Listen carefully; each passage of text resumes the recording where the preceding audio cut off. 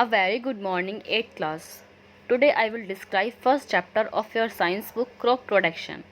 Introduction. We all need food to survive. हम सभी को जिंदा रहने के लिए खाने की ज़रूरत होती है. Food is the basic need for all living beings as it provides energy for doing work and raw material for building and repair of various parts of our body.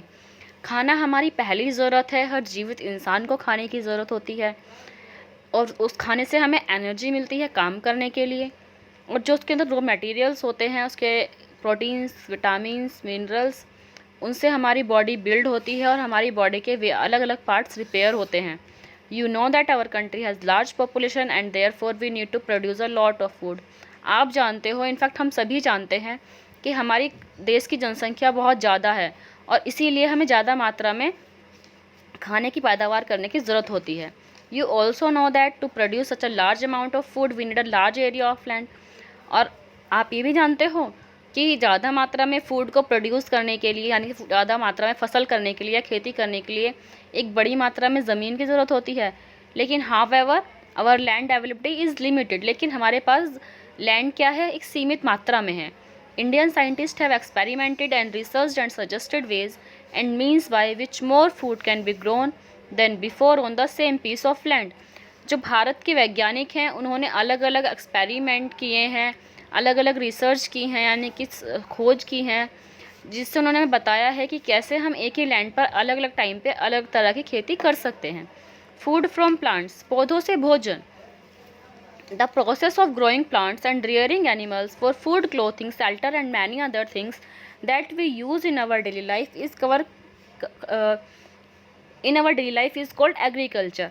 पौधों की जो उनकी उगने की प्रक्रिया होती है, पौधों से हमें क्या क्या मिलता है, फूड मिलता है, कपड़े मिलते हैं, रहने के लिए जगह मिलती है और बहुत सारी थिंग्स जो हम अपनी डेली लाइफ में यूज़ करते हैं. और ये सब क्या कहलाता है, एग्रीकल्चर, यानी कि कृषि कहलाता है. कृषि से हमें ये सब चीज़ें प्राप्त होती हैं कृषि करने के बाद. Do you know that agriculture is the main occupation of our country. क्या आप सब जानते हो बच्चों कि कृषि जो है हमारे भारत का एक प्रमुख व्यवसाय है. The progress in agriculture influence the development of our country significantly. जो प्रोग्रेस है एग्रीकल्चर की, जो प्रगति है भारत के अंदर, उसका प्रभाव काफ़ी ज़्यादा है. Plants which are grown in large number to get useful products like food and clothing are called crops. Plant से हमें बड़ी मात्रा में जो यूज़फुल प्रोडक्ट्स मिलते हैं, खाना मिलता है, कपड़े मिलते हैं, वो सब कैसे मिलता है, फसल के थ्रू. उसमें कहते हैं फसल कहते हैं. टाइप्स ऑफ क्रॉप्स, फसल के प्रकार.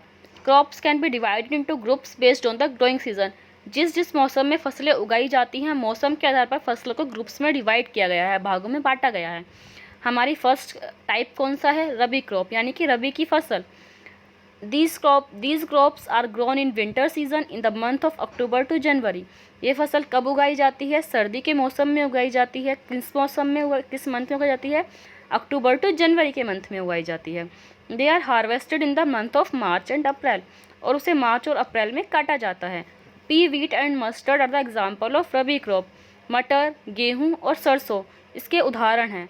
सो स्टूडेंट्स, मैंने आपको बताया कि पी, वीट एंड मस्टर्ड इसके एग्जाम्पल हैं. सो आप और एग्जाम्पल सर्च करो और अपने कॉपी में नोट डाउन करो. Kharif crops, these crops are planted in the, क्या हुआ?